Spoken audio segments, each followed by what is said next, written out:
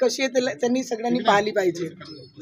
पेपरमध्ये जाहिरात देऊन पैशाचा आमिष दिला हा गंभीर आरोप केलेला आहे।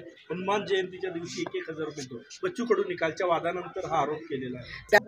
ते ऑपोजिशन आता पहा ऑपोजिशन आघाडीला तुमच्या विरोधात एकत्र यावं लागलं, किती मस्त किती आनंद आहे ताकद या ठिकाणी लावण्यात आली महाविकास आघाडीने। मला वाटतं खूप आनंद आहे।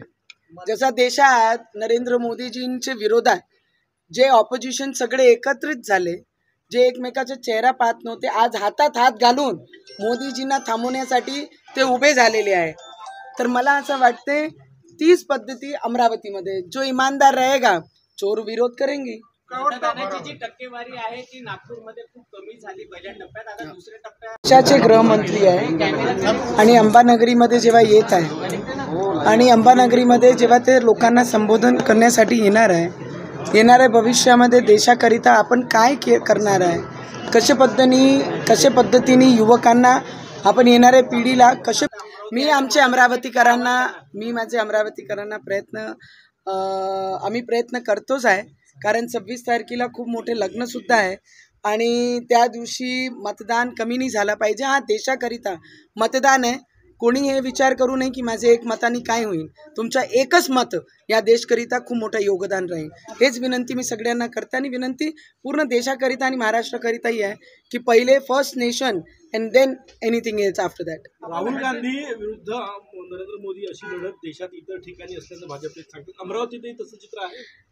आता कोणी जर स्वप्न पाहत असत दिवसात की पीएमचे रेसमध्ये राहुल गांधी जी आहे, तर मला वाटते दिवसात स्वप्न कधी खरे होत नसतात आणि उघडे डोळ्याने तर अजिबात होत नसते। आणि त्याच पद्धतीने काँग्रेस पाहत आहे, कारण रशिया वॉरमध्ये जेव्हा आमचे मुलं हातात फ्लॅग घेऊन बाहेर निघाले ना, तर तेव्हा मोदीजींची ताकद माहीत पडली।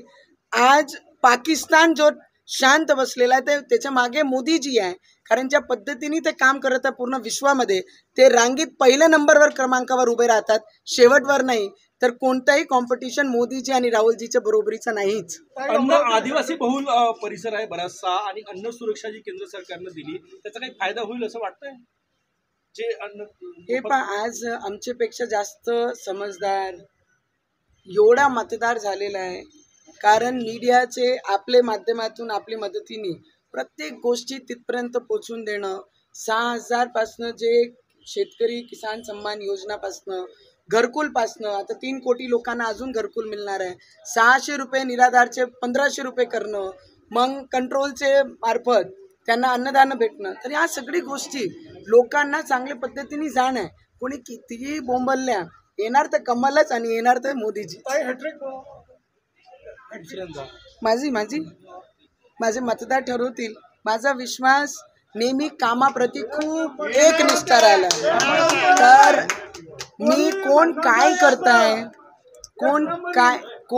करताय, कशा करताय त्याच्यावर लक्ष न देताना मी काय केलं पाहिजे, माझा विजन काय रचला पाहिजे, त्या गोष्टीवर माझं लक्ष असते। मी माझी पातळी सोडूनही कधी कोणावर बोलत नाही।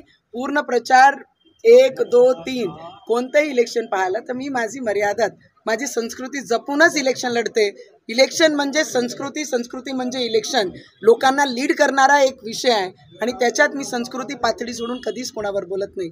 तर शेवटी 26 तारखेनंतर ते सगळे कार्यकर्ता कोणतेही पक्षाचे जरी असले तर ते माझा परिवार आहे। या जिल्ह्याची मी सून म्हणून काम करत आहे।